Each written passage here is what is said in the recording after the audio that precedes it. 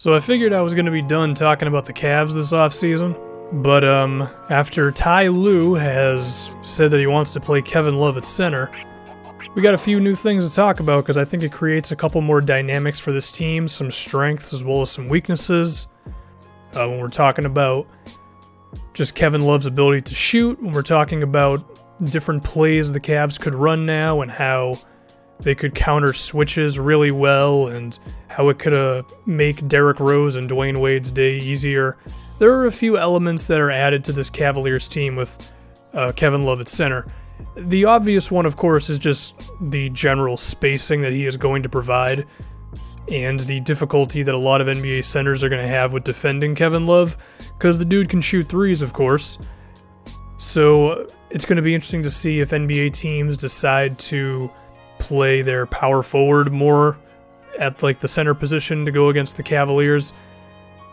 It will also be interesting to see if some NBA centers just have the ability to kind of defend around the paint but still be able to close out to a potential open Kevin Love for a three-pointer. I will hope that Ty Lue won't just stick Kevin Love in the corner, because if you put him in the corner, then you're giving opposing NBA centers the easiest chance to defend around the rim and then still defend Kevin Love, because there's going to be like the Rudy Goberts of the world and DeAndre Jordan and those type of guys I think can defend Kevin Love in the corner or just close off the passing lane because they're really big bodies and then still be able to defend around the basket.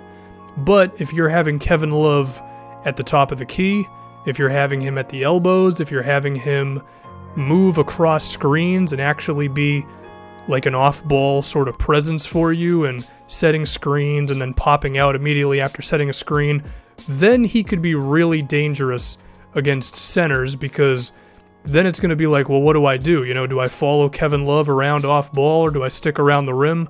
I think what a lot of NBA teams are probably going to do for that one is they're going to switch when Kevin Love is coming across screens off ball. And depending on what mismatch would then occur, you know, you could do a few different things. I mean, if you have like, let's say you have LeBron James set a screen for Derrick Rose, for Kevin Love off ball, and then the opposing team switches. So now LeBron has the center and Kevin Love's got the small forward. Well, depending on who the small forward is, Kevin Love may be able to just post up on them. But also, LeBron James should be pretty good against almost every center defending him one-on-one in the NBA. I mean, LeBron's great against anybody defending him outside of Kawhi Leonard pretty much. And even then, he's still really good. So that'll be interesting. And that's just from the off-ball stuff. If we're talking about Kevin Love just as a screen setter for ball handlers, I mean, I just mentioned if LeBron ends up on a center, yeah, the same thing could happen on a simple LeBron James, Kevin Love pick and roll. What could be an interesting thing is if the Cavaliers try to use Derrick Rose or Dwayne Wade in screen and rolls a lot with Kevin Love. Those would be a little easier to defend because I would just go under every single screen that Derrick Rose or Dwayne Wade gets, and I would just dare them to beat me with their outside shots. It'll be interesting to see what the Cavaliers do. And then once Isaiah Thomas comes back, which that's going to be a while, they're saying the All-Star break, and even then, I don't think he's going to be good to go right when he's back. But that one could be another one as well, because then you could get point guards switched on to Kevin Love, and those are easy post-up opportunities for Kevin Love at that point. So from an offensive standpoint, I think Kevin Love will always have an answer for you when he's on the floor at center, because either he's going to be able to space the floor and opposing centers are going to have a tough time, or you could get him some good mismatches, or you could get somebody else, mainly LeBron James, a good mismatch as well. Now, if we're talking about just more into the spacing here, I think this could mean that Derrick Rose and Dwayne Wade are going to start on opening night, which is two guys who are not three-point shooters. Maybe Dwayne Wade accepts where he is in his career and he realizes what he has to do and he starts chucking up three-pointers in the offseason. I don't know. But I'm going to assume neither one of these guys are going to be very good from three. So you get Tristan Thompson off the floor, you get Kevin Love in there, and suddenly you just hopefully have enough shooting around LeBron James with Kevin Love as well as Jay Crowder.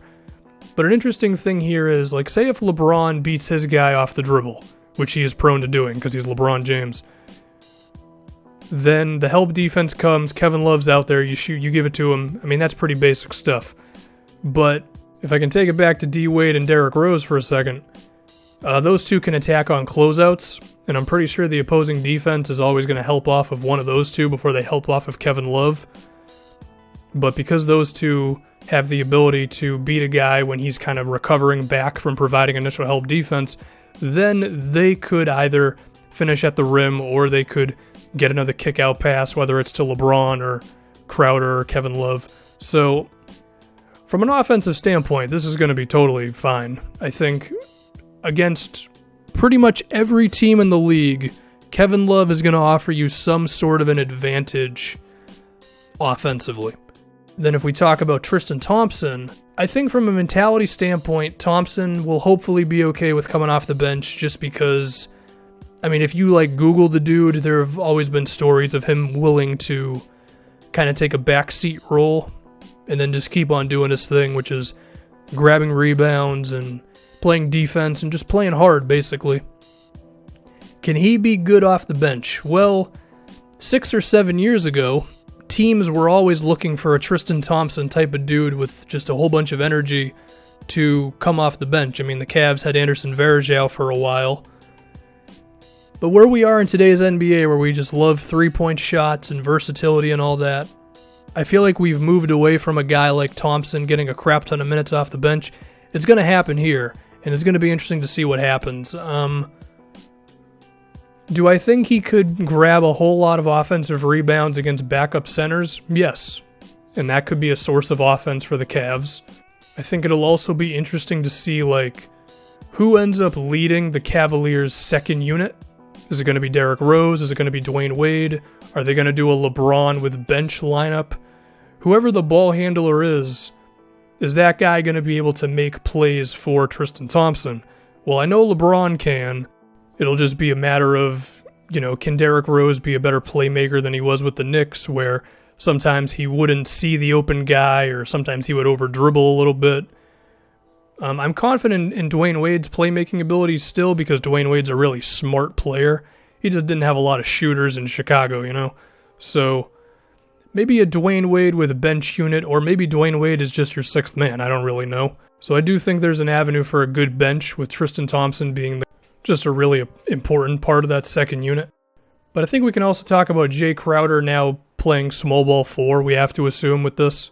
Because you figure the starting lineup is going to be probably Derrick Rose at point guard because Isaiah Thomas is out. And then between shooting guard, either D. Wade, Kyle Korver, or J.R. Smith, I don't know which one, LeBron, Crowder, Kevin Love. I like Crowder a lot as the small ball 4. He can defend not every single power forward in the NBA, but a decent amount of them. And of course, he can provide you a lot of spacing as well. So offensively, I think the Cavs, they're going to be one of the best teams in the league. Like, if the Warriors and the Rockets are going to be the top 2 offensive teams, I could see Cleveland very well being number 3.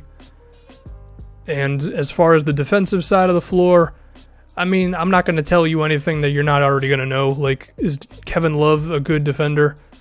In open space, no.